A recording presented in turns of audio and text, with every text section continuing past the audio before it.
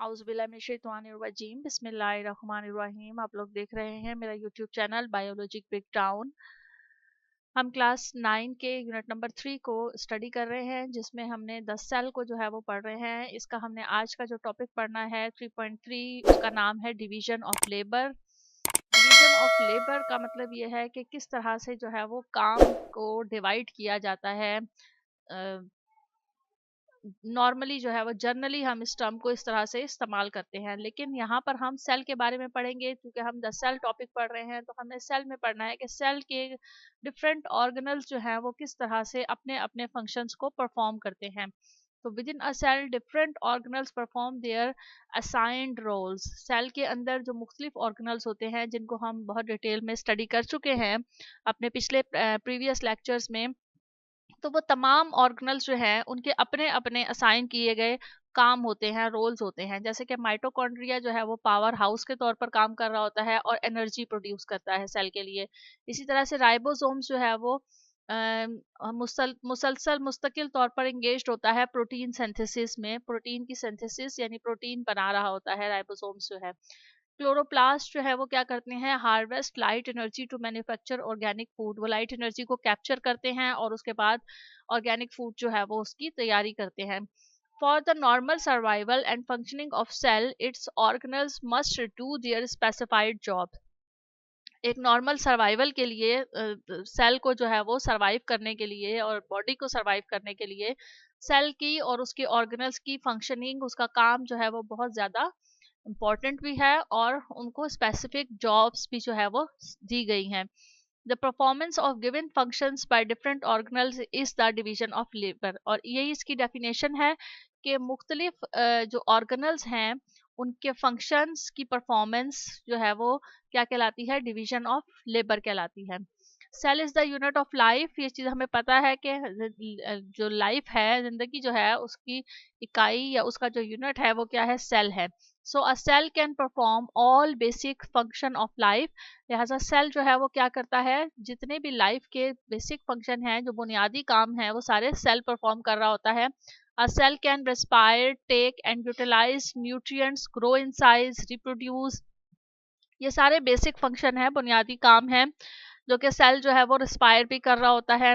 सांस भी जो है वो मतलब उसमें ऑक्सीजन और कार्बन डाइऑक्साइड की इनटेक भी हो रही होती है। इसके अलावा न्यूट्रिएंट्स भी यूटिलाइज कर रहा होता है, उसके साइज में भी जो है वो इजाफा हो रहा होता है, रिप्रोडक्शन भी हो रही होती है, मूवमेंट भी हो रही होती है। तो ये सारे जो बेसिक फंक्शंस हैं वो सेल के अंदर परफॉर्म हो रहे होते हैं। In unicellular organisms a single cell lives as an organism.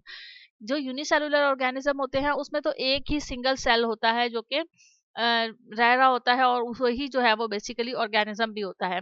तो वो जितने भी फंक्शंस हैं वो ये जो प्रोसेस हैं इनको इंडिपेंडेंटली जो है वो परफॉर्म करता है वो cell. A huge number of cells assemble a body of multicellular organism। जबकि जो मल्टीसेलुलर ऑर्गेनिज्म है उसमें जो उनकी बॉडी है मल्टीसेलुलर ऑर्गेनिज्म की, उसमें बहुत सारे सेल जो है वो मिलते हैं, एक असेंबल होते हैं और फिर जो है वो एक ऑर्गेनिज्म बनाते हैं। तो in multicellular organism it is not possible for billions और trillion cells to perform all life task independently. तो जो मल्टी सेलुलर ऑर्गेनिजम्स हैं उनके लिए ये पॉसिबल नहीं है कि वो इतने सारे जितने भी लाइफ के जो टास्क हैं वो इंडिपेंडेंटली एक सेल जो है वो परफॉर्म कर सके। लिहाजा उसमें क्या होता है कि बहुत सारे सेल्स जो है वो आपस में अरेंज होते हैं एक ग्रुप की फॉर्म में, और फिर वो अपना एक रोल जो है वो प्ले करते हैं जो उसे असाइन किया होता है। A group of cells performing same function is called tissue. और वो जो सेल का ग्रुप होता है वो क्या करता है, वो एक एक खास फंक्शन जो उसको परफॉर्म जो उसे दिया जाता है, उसे टास्क जो दिया जाता है वो परफॉर्म कर रहा होता है, और उसे टिश्यू भी कहा जाता है। जो ग्रुप ऑफ सेल्स होते हैं उन्हें टिश्यूज भी कहा जाता है। The cell containing from same zygote change their cell lines and differentiate into unique structure suitable for their roles। अब जब सेल जो है वो एक सेम जाइगोट से ओरिजिनेट होता है, उसमें से निकलता है एक सेल, तो वो जो सेल होता है, सेल लाइन जो है उसके अंदर बहुत सारी तब्दीलियां आती हैं, और जो उसका स्ट्रक्चर है वो इस तरह का बन जाता है कि वो अपना काम जो है वो सही तरह से परफॉर्म कर सके। जैसे muscle cells are elongated to make the body parts move by their contractions. Muscle cells जो होते हैं वो लंबे हो जाते हैं, एलोंगेट हो जाते हैं, ताकि जो बॉडी के पार्ट्स हैं वो कॉन्ट्रैक्शन या रिलैक्सेशन के जरिए से मूव कर सकें। Neurons from thin cytoplasm fibres to conduct message in the body. Neuron जो है उसके अंदर जो साइटोप्लाज्मिक फाइबर होता है वो बहुत थिन होता है, ताकि वो जितने भी मैसेजेस हैं बॉडी के अंदर, बॉडी के जितने भी मैसेजेस हैं उनको कंडक्ट कर सके। फिर muscle cells and neurons can not exchange their function. Muscle cells और न्यूरॉन्स जो है वो अपने फंक्शंस को एक्सचेंज नहीं कर सकते हैं। Similarly RBCs transport oxygen. ऐसा नहीं हो सकता कि मसल सेल्स जो है वो न्यूरॉन्स को कहेंगे तुम मेरा फंक्शन परफॉर्म कर लो, और न्यूरॉन जो है वो मसल सेल से कहेंगे तुम मेरा फंक्शन। ऐसा नहीं हो सकता। उनकी बॉडी का स्ट्रक्चर ही इस तरह से बना हुआ होता है, सेल का स्ट्रक्चर ऐसा बना होता है कि वो अपने अपने टास्क को परफॉर्म करते हैं।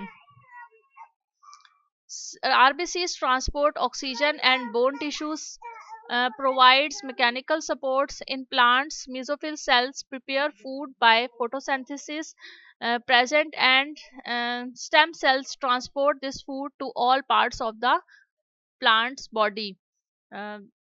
तो जो मुख्तलिफ किस्म के जो सेल्स हैं जैसे कि RBCs हैं वो ऑक्सीजन को ट्रांसपोर्ट करते हैं, और इसके अलावा प्लांट के अंदर जो मीजोफिल सेल्स हैं वो प्रिपेयर करते हैं फूड को फोटोसिंथेसिस के लिए, और इसी तरह से फ्लोइम सेल्स जो होते हैं वो ट्रांसपोर्ट करते हैं फूड को बॉडी के सारे पार्ट्स में। प्लांट की जितनी भी पार्ट्स होते हैं उन सब में जो है वो ट्रांसपोर्ट करते हैं। तो ये डिफरेंट किस्म के सेल्स हैं जो कि मुख्तलिफ फंक्शन जो है वो परफॉर्म करते हैं, अपना अपना रोल प्ले कर। नेक्स्ट जो हमारा टॉपिक है वो है stem cells. Around 220 types of cells are identified in human body.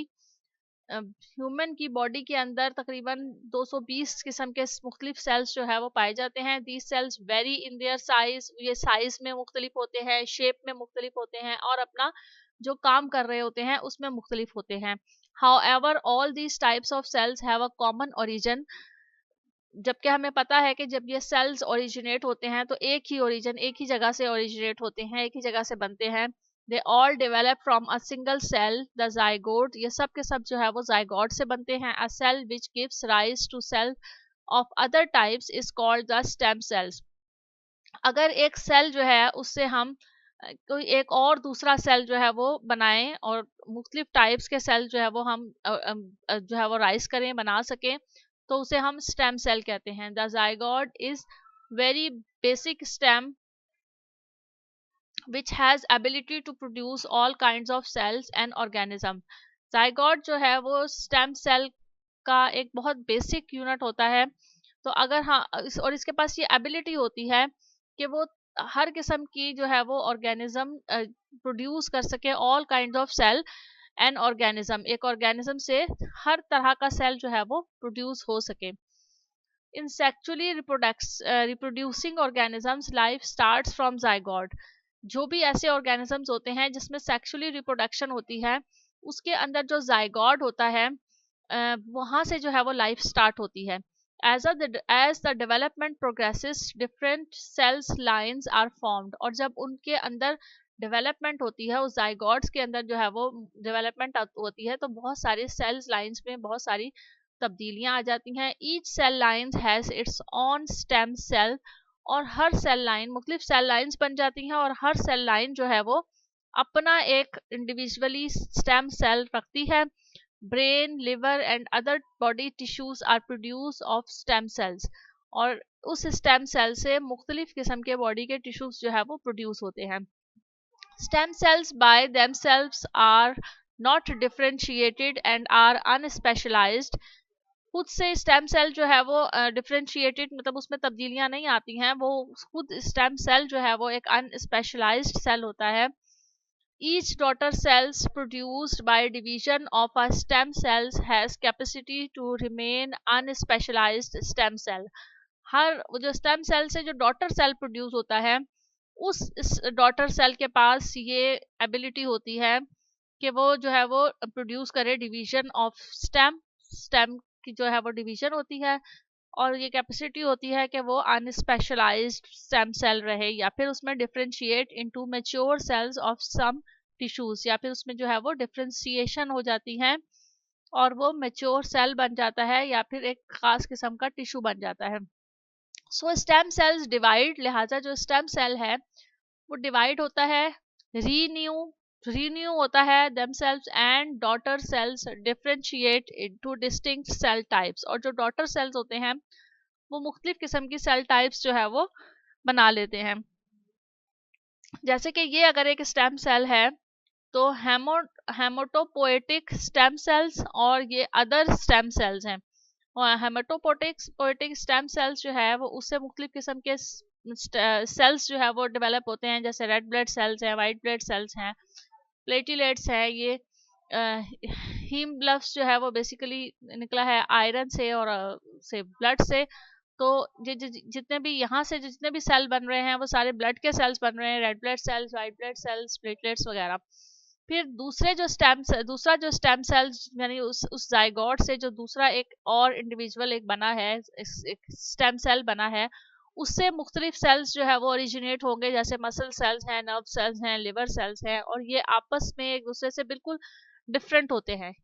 इसके अंदर डिफ्रेंसिएशन नहीं होती हैं, लेकिन इससे जो मजीद सेल बनते हैं वो उस वाले जो जाइगोट है या उस वो जो एक स्टेम सेल का जो आपको जो है वो दिया गया है, डिवीजन हुई है उसमें, उसके अंदर मुख्तलिफ किस्म की तब्दीलियां आती हैं, और वो ऐसी तब्दीलियां आती हैं कि वो स्पेसिफिक टाइप के जो है वो सेल लाइंस प्रोड्यूस हो जाती है।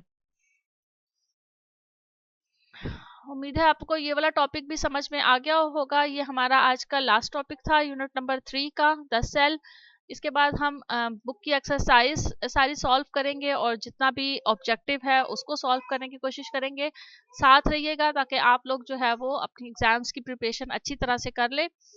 और इससे रिलेटेड, इस यूनिट से रिलेटेड किसी भी किस्म का कंसेप्ट अगर आपको क्लियर नहीं हुआ है या कोई कंफ्यूजन है तो आप कमेंट सेक्शन में ज़रूर पूछिएगा, और आपके फीडबैक का भी इंतज़ार रहेगा। Thank you so much. अल्लाह हाफिज़।